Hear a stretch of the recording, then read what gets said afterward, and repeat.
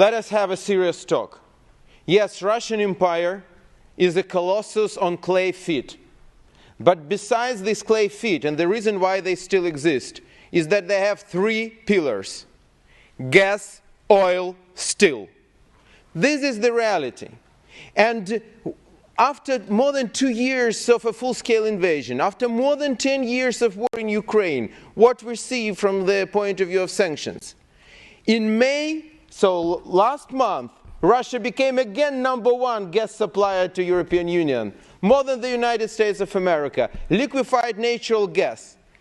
And I want to remind you that Russia earns just from gas $100 billion per year, and part of this, big part, still comes from Europe.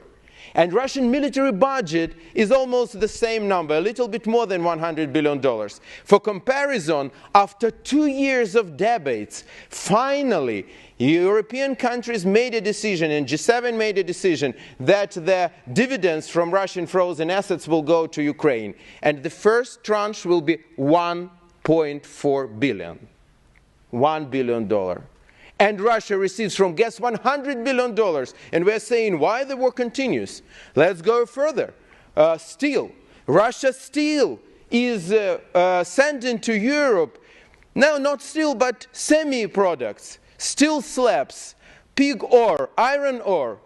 And they use it. And they're receiving billions of euros from this. Just in December, November of last year, 500,000 tons of steel slabs from Russia entered European market. And, by the way, on a very cheap price, is killing European metallurgical industry. And then you're asking, why Europe can't produce shells and tanks and everything needed to stop aggressor? Because Russia is destroying European metallurgical industry, speeding on any ecological norms in their country, not giving possibility to support ecology and environment here, and destroying capacity, industrial capacity of Europe. And it's still happening. Russian tycoons, oligarchs, are still becoming more and more rich. And there is no tycoons in Russia. These are all different pockets of Putin. Mr. Lісін, #1 person, the richest Russian man officially, so it means the deepest pocket of Putin, is not under sanctions anywhere. Why? Because he owns the small factory in Belgium.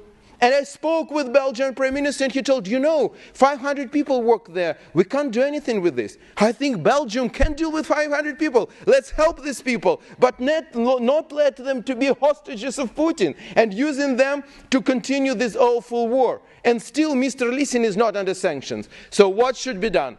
Russian gas should be completely banned here in Europe. Russian steel should be completely banned. Russian semi-products of steel, steel slabs, iron ore, pig ore, everything should be completely banned here. Because now it's crazy. Russia is receiving this money, and then from this money they finance terrorist attacks, sabotage in Berlin, killing in Salisbury, everywhere. So are we crazy here? Or we finally will make a real lessons and stop this hell. Thank you.